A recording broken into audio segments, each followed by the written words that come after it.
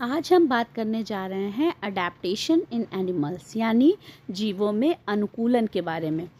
जीवों में अनुकूलन बहुत तरीके से होता है। जैसे कि अगर आप देखें तो हमारे जो वातावरण में बहुत सारे जीव पाए जाते हैं, बहुत सारे एनिमल्स पाए जाते हैं, लेकिन वो अपने वातावरण से कैसे मैच करते हैं, कैसे उनमें सर्वाइव करते हैं। जैसे कुछ एनिमल्स आपके लैंड पे रहते हैं, कुछ पानी में रहते हैं, कुछ रेगिस्तान में रहते हैं और कुछ जो है पोलर रीजन्स में रहते हैं। तो इस तरीके से अब हम जानेंगे कि हमारे लर्निंग ऑब्जेक्टिव्स क्या हैं, यानी हम इस टॉपिक पे क्या क्या सीखेंगे। जैसे what is adaptation, classify animals according to their habitats, list various adaptation in animals according to their habitat and weather conditions. Habitat क्या होता है कि वो प्लेस जहाँ पर एनिमल रहता है और जो अपने यंग वंस हैं उनको प्रोड्यूस करता है, उसे हम लोग हैबिटेट कहते हैं। जहाँ पर एनिमल्स अपने वातावरण में आराम से रह सके और वहाँ पर अपनी जीविका को आगे बढ़ा सके, उसे हम लोग हैबिटेट कहते हैं। जैसे कि पहले भी बताया गया कि कुछ रेगिस्तान में रहते हैं, कुछ पानी में रहते हैं, कुछ ज़मीन पे रहते हैं और कुछ पोलर रीजन्स में रहते हैं। अब हम बात करेंगे कि अनुकूलन यानी अडेप्टेशन के बारे में, कि जो लिविंग बीइंग है वो अपने आप को कैसे बॉडी फीचर्स के हिसाब से वातावरण में ढालता है, उसे हम लोग अडेप्टेशन कहते हैं।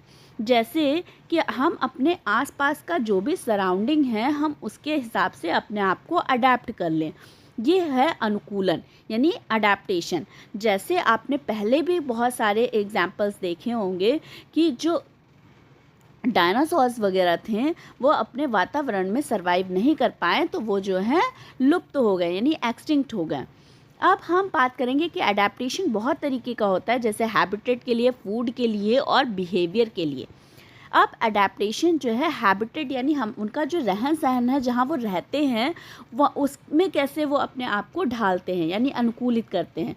जैसे लैंड में रहने वाले लैंड पे रहेंगे, पानी में रहने वाले पानी में ही रहेंगे और हवा में उड़ने वाले हवा में रहेंगे। Depending upon the place animals live, जैसे टेरेस्ट्रियल यानी ज़मीन पर रहने वाले, एक्वाटिक यानी पानी पे रहने वाले, एम्फीबियंस यानी दोनों जगह रहने वाले, आर्बोरियल यानी पेड़ और हवा दोनों में रहने वाले, पेड़ों पे रहने वाले। टेरेस्ट्रियल एनिमल्स क्या होते हैं? टेरेस्ट्रियल एनिमल्स वो एनिमल्स होते हैं जो कहाँ पर रहते हैं? आपके ग्राउंड में रहते हैं, बरोज़ में रहते हैं यानी बिलो में रहते हैं और सरफेस पे रहते हैं। अब टेरेस्ट्रियल एनिमल्स की ख़ास बात क्या होती है कि ये इनके जो पैर होते हैं वो बहुत मजबूत होते हैं, इसीलिए ये जो है भाग सकते हैं और दौड़ सकते हैं, किसी को का शिकार कर सकते हैं। तो जो पृथ्वी पर रहते हैं उनके पैर काफ़ी मजबूत होते हैं, इसीलिए वो उनमें एक ख़ास बात होती है कि वो ज़मीन पे ही रहेंगे। These animals have also a strong nervous system, उनका जो नर्वस सिस्टम होता है और सेंस ऑर्गन्स वो भी बहुत स्ट्रॉन्ग होता है। कुछ एनिमल्स आपके ऐसे होते हैं जो क्रीपिंग वाले होते हैं यानी रेंगने वाले होते हैं, जैसे कि सांप। तो ऐसे एनिमल्स में जो है सूंघने की शक्ति बहुत ज़्यादा होती है।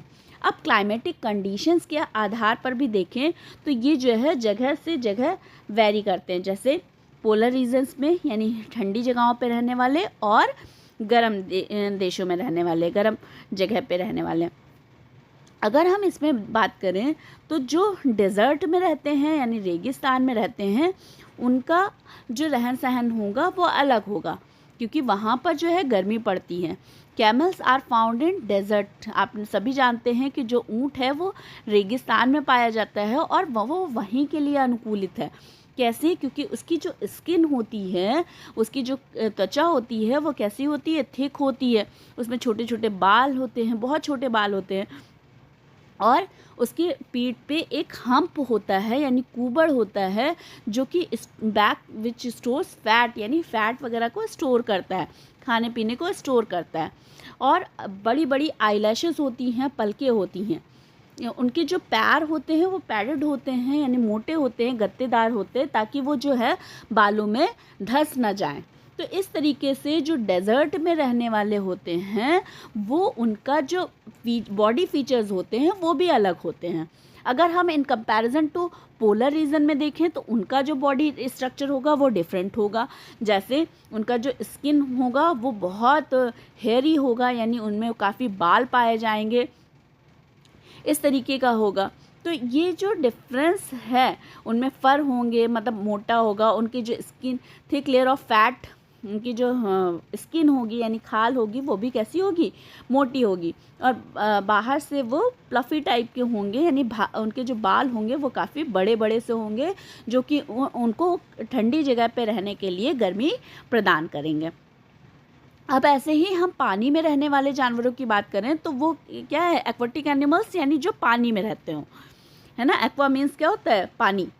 अब इस तरीके से अगर हम देखें तो एक्वाटिक एनिमल्स बहुत सारे होते हैं, जैसे फ़िश हो गया, डक हो गया, ये सारे ही आपके कैसे हैं, एक्वाटिक एनिमल। फ़िश में देखें तो फ़िश में पाई जाती है गिल्स, जिससे वो पानी में रहकर अपने आप को ब्रीथ यानी श्वसन की प्रक्रिया करते हैं। वैसे ही जो वेल्स और डॉल्फिन्स होते हैं वो लंग्स के थ्रू जो है ब्रीदिंग करते हैं। जो एक्वाटिक एनिमल्स होते हैं उनमें फिन्स पाई जाती हैं, फ्लिपर्स पाई जाती हैं, जिससे वो पानी में अच्छे से सरवाइव कर सकें। इसके अलावा डक जो होती है उसके जो फीट होते हैं वो वेब्ड होते हैं, यानी जालीदार होते हैं और जुड़े हुए होते हैं। तो इस तरीके से जो पानी में रहने वाले होते हैं उनका अडेप्टेशन भी उसी तरीके का होता है। अब हम एम्फीबियंस की बात करें जो लैंड पे और पानी में दोनों पे रह सकते हैं। इनका जो फीचर होता है वो इस तरीके का होता है कि उनके जो पैर होते हैं वो लैंड और वेब दोनों तरीके के होते हैं। These animals breathe through lungs, ये हमेशा लंग्स से ब्रीथ कर सकते हैं और अपनी जो इनकी स्किन होती है उससे भी कर सकते हैं। आर्बोरियल वो होते हैं जो मोस्ट ऑफ द टाइम जो है पेड़ों पे रहते हैं, जैसे आपका गिलहरी हो गया, मंकी हो गया, है ना। ये सारे आपके क्या हैं, आर्बोरियल एनिमल्स। तो इनका जो बॉडी स्ट्रक्चर है वो इसी तरीके का होता है। जैसे मंकीज़ के स्ट्रॉन्ग आर्म्स होते हैं, यानी और जो पूँछ होती है वो भी बहुत स्ट्रॉन्ग होती है ताकि वो फटाफट जो है पेड़ों पे चढ़ जाएं। कुछ एनिमल्स आपके ऐसे होते हैं आर्बोरियल में कि उनके शार्प एजेस होते हैं, शार्प नेल्स होते हैं। अब एरियन एनिमल्स यानी जो हवा में रहते हैं, जैसे बर्ड्स, बैट, बटरफ्लाइज, ये सारे आपकी क्या हैं, एरियल एनिमल्स। इनमें पंख पाए जाते हैं जिससे वो आसमान में उड़ सकें, और इनके जो एक सेट ऑफ लिम्स होता है यानी पैर होते हैं, जो कि जो है एक सेट ऑफ पैर जो है वो पंख में विभाजित होता है। इनकी जो बॉडी होती है वो स्ट्रीमलाइंड होती है, यानी बोट शेप्ड होती है ताकि उड़ने में सहायता मिले। इनकी जो हड्डियां होती हैं वो खोखली होती हैं। अब हाइबरनेशन बिहेवियर क्या होता है, बिहेवियर मतलब उनका जो नेचर होता है। जैसे हाइबरनेशन यानी कुछ एनिमल्स आपके ऐसे होते हैं जो सर्दियों में बहुत दिनों तक क्या करते हैं, बिना कुछ खाए पिए सो जाते हैं। इस प्रक्रिया को हम लोग कहते हैं हाइबरनेशन। एक गहरी नींद में चले जाते हैं और काफ़ी जितना विंटर सीज़न होता है उसमें बिना कुछ खाए पिए जो है अपने को आराम देते हैं और लंबी नींद लेते हैं, इसे हाइबरनेशन कहते हैं। इस तरीके से पोलर बियर वगैरह हो गया, आपका मेढक हो गया, आपने देखा होगा कि माइग्रेशन। अब माइग्रेशन क्या होता है कि एक स्थान से दूसरे स्थान चले जाना, यानी अगर आपने देखा होगा कि कुछ चीज़ों की कमी है तो कभी कभी जानवर क्या करते हैं कि एक स्थान से दूसरे स्थान चले जाते हैं, चाहे वो खाने के लिए हो, चाहे वो रिप्रोडक्शन की प्रोसेस के लिए हो, और चाहे उनके वातावरण में कुछ बदलाव होने की वजह से हो। तो माइग्रेशन का मतलब ही यही होता है कि एक स्थान से दूसरे स्थान पे जाना। इस तरीके से अब अडेप्टेशन किसके लिए, फूड के लिए, कि अगर किसी को भोजन नहीं मिल रहा है तो वहाँ पे जाहिर सी बात है वो खाने के लिए नहीं मिल रहा है तो वहाँ नहीं रुकेंगे ना, वो दूसरी जगह मूव ऑन करेंगे। तो इस तरीके से वो अपने फीडिंग हैबिट्स की वजह से भी कभी कभी अपना हैबिटेट चेंज कर लेते हैं। अब फीडिंग हैबिट्स के हिसाब से वो जो है 4 भागों में बढ़ जाते हैं। हर्बीवोरस वो होते हैं जो खाली प्लांट्स को खाते हैं, यानी आपका घास फूस यानी सब्जी, ये सारी चीज़ें। जैसे आपका एनिमल हो गया, जिराफ हो गया, हॉर्स हो गया, जेब्रा हो गया, ये सारे आपके क्या है, हर्बीवोर्स, जो कि that is only dependent on the plants. फिर हर्बीवोरस एनिमल्स के जो टीथ होते हैं वो ग्रास और लीव्स खाने के लिए ही बने हैं। उनके strong and flat grinding teeth होते हैं यानी चबाने के लिए। और ऐसे ही आपने हाथी को देखा होगा कि उसकी एक लंबी सूंड होती है जिससे वो ग्रास वगैरह को खींच सके। जो जिराफ होती है उसकी लंबी नेक होती है ताकि वो जो है ऊंचे ऊंचे पेड़ों से अपनी लीफ को ले सके। बटरफ्लाई इस तरीके से बनी होती है उसका जिससे वो फ्लावर को का जो नेक्टर है उसको सक कर सके। तो इस तरीके से आपने देखा कि उनकी फीडिंग हैबिट्स के हिसाब से भी उनकी बॉडी स्ट्रक्चर चेंज होती है। Carnivores that is only dependent on a flash, यानी वो मांस पे ही खाली निर्भर करते हैं।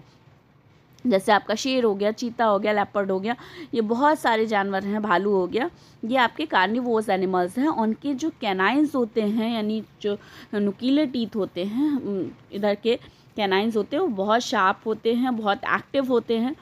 इसके अलावा फ्लैश ईटिंग बर्ड्स जो होती हैं वो भी बहुत, उनकी जो बीक होती है, जो चोंच होती है और जो उनके पंजे होते हैं वो भी बहुत स्ट्रॉन्ग होते हैं। तो इस तरीके से उनके अगर आप देखो तो उनके खाने पीने के हिसाब से भी उनकी जो फीचर्स हैं वो चेंजेस होते हैं। फ्रॉग और लिजार्ड की लंबी टंग होती है जिससे वो वॉर्म्स और इंसेक्ट्स को क्या कर सके, अपनी ओर खींच सके। ऑमनीवोर्स वो एनिमल्स होते हैं that eat plants and flash both.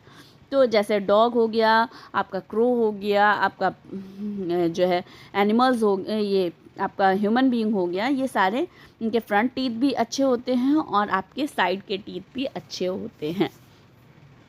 Parasite that animals is totally dependent on the others, ये अगले पे ही डिपेंड करते हैं टू डिराइव देयर फूड, अपना भोजन लेने के लिए ये दूसरों पे ही निर्भर करते हैं। जैसे मॉस्किटो, टिक्स, लीच, लाइज, ये अपना भोजन कभी नहीं बनाते हैं और ये पूरी तरीके से दूसरों पे निर्भर होते हैं।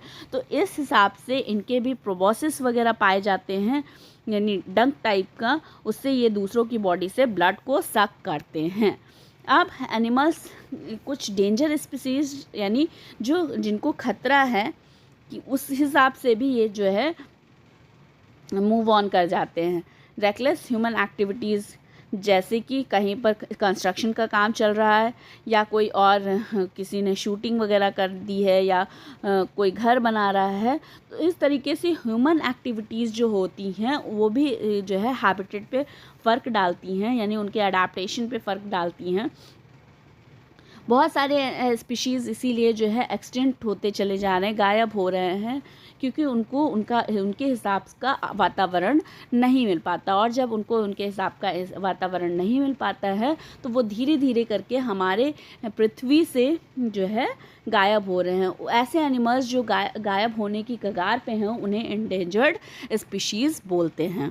तो इस तरीके से जो एंडेंजर्ड स्पीशीज़ हैं हमें उनका रखरखाव करना चाहिए और कुछ प्रोग्राम्स ऐसे चलाए जा रहे हैं, कंजर्वेशन प्रोग्राम्स, कि इन एंडेंजर्ड स्पीशीज़ को हम अपने पृथ्वी पर सुरक्षित रख सकें और आने वाली जो जनरेशन है वो भी देख सके। धन्यवाद इस वीडियो को देखने के लिए।